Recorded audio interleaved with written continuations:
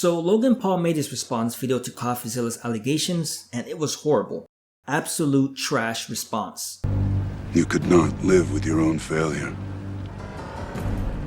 Where did that bring you? Back to me. I don't know who runs Logan's PR team, but they need to be fired immediately because they're not doing a very good job. Nowhere in Logan Paul's response video did he apologize, take accountability, or make plans to refund the victims of his failed NFT project.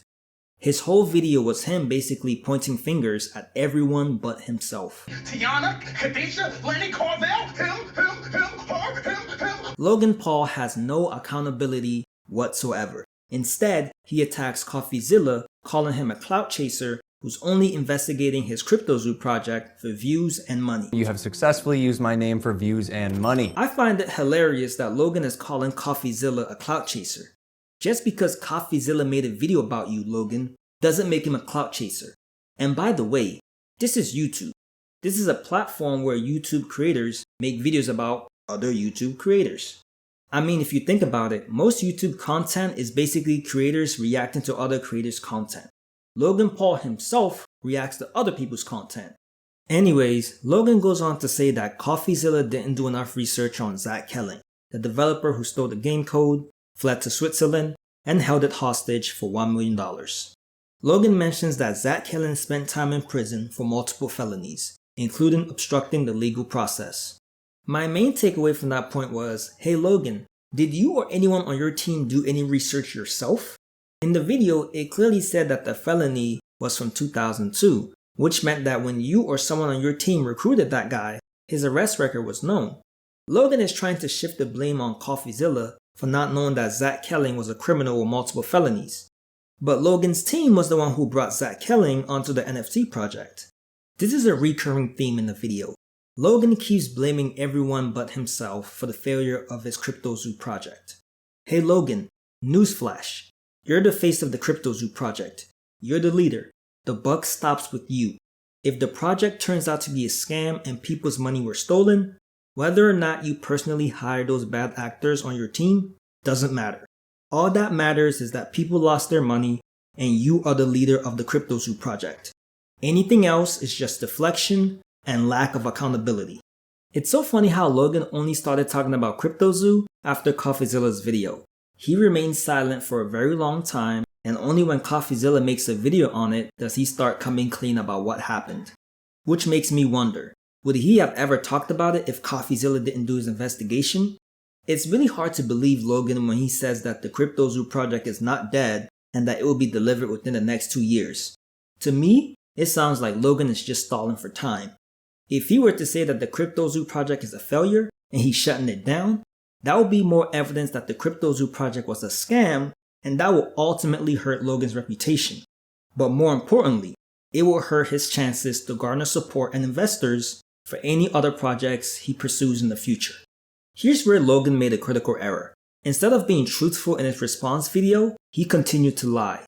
He said that Coffeezilla reached out to him the day after publishing the Cryptozoo video, but Coffeezilla came with the receipts, showing that he reached out to Logan on Instagram over a year ago. Coffeezilla is exposing Logan Paul for who he actually is, a pathological liar, someone who lacks accountability and cannot be trusted with your money. And that's why Logan is suing Coffeezilla. Coffeezilla is single-handedly exposing Logan Paul's true nature and revealing to the world that the Logan Paul who we thought was more mature and stable is nothing more than a charlatan who pretends to care about others when in fact only cares about himself and his own reputation. Logan's lawsuit against Coffeezilla is frivolous. He's suing Coffeezilla to shut him up, not necessarily because Coffeezilla is wrong. Logan's claim that Coffeezilla made defamatory statements against him that could hurt his brand and business is funny, because Logan lost his investors' money by not doing his own due diligence on the people who he hired who ended up scamming people out of their money. I wouldn't be surprised if Logan Paul gets sued by the victims of his Cryptozoo project. And frankly, they should start a class action lawsuit against Logan Paul. Logan could have saved his brand and image by simply apologizing to the victims who lost their money and take accountability for the failure of the Cryptozoo project, since he was the face and creator of the project.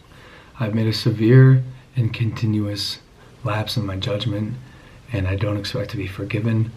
I'm simply here to apologize. People would have been more willing to give him another chance given that Coffeezilla said in his investigation that Logan didn't sell. But because of Logan's stubbornness, he's going to make this whole situation a lot worse.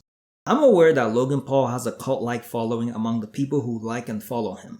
But in this situation, I believe Coffeezilla's credibility and image is high enough that the public opinion will be on his side. And if Logan is actually serious about filing a lawsuit against Coffeezilla and this isn't some sort of bluff, this might be the beginning of the end for Logan Paul. Like I said before, Logan's lawsuit against Coffeezilla seems more petty than anything else and might get tossed out due to anti-slap laws. As someone who's worked in the communications and media industry and attended hearings in the Capitol in regards to anti-slap laws and regularly discussed anti-slap regulations with members of Congress, this is one of the biggest problems journalists and media personalities face when it comes to calling out shady and potentially criminal behavior of powerful organizations or individuals with money for attorneys. The only area where Coffeezilla might face an issue is if he recorded his conversations with Jeff, Logan's manager, without his consent. Some states are a one-party system where you can record someone without their knowledge, and other states are a two-party system where everyone involved needs to know that they're being recorded. Since Coffeezilla and Jeff both live in different states, federal law will apply in this case. Hopefully, Coffeezilla was aware of this and let Jeff know that he was recording him. If not, then things could potentially get messy for him. Coffeezilla could end up in a worst case scenario where Logan is suing him for defamation and Jeff is suing him for recording their conversation without his consent. This would be a brilliant move on Logan Paul's part, and if their goal was to do as much financial and reputational damage to Coffeezilla as they possibly can, this would be the best approach to take. They could paint Coffeezilla as an unethical investigator who gathers information through illegal means. Even though I said this is the best approach for Logan, it may ultimately backfire on him in the end. The public sentiment is on Coffeezilla's side, so unless Logan can prove in court that Coffeezilla was in fact defaming him and hurting his brand and business, Logan will end up destroying not only his brand, but his career as well. Stay safe out there. I've made a severe and continuous lapse in my judgment, and I don't expect to be forgiven. I'm simply here to apologize.